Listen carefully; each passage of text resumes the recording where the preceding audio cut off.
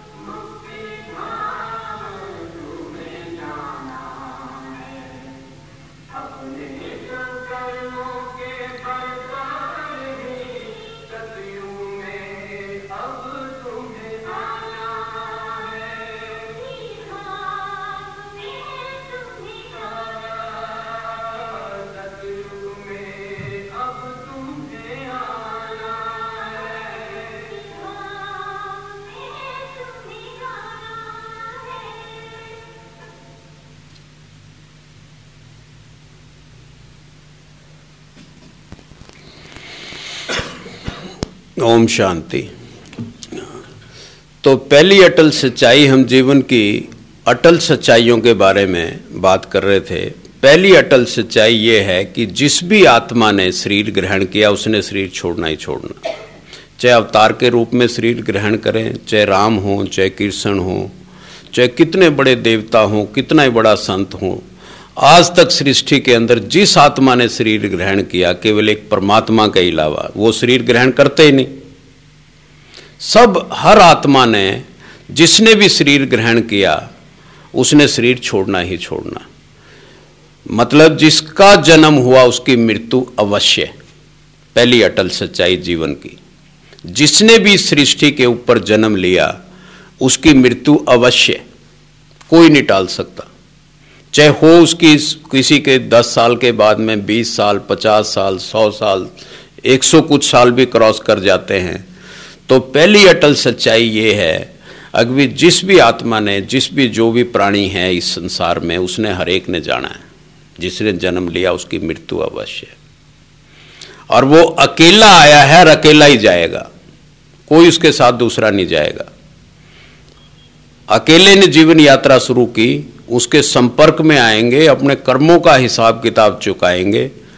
अकेला आया और अकेले नहीं जाना है।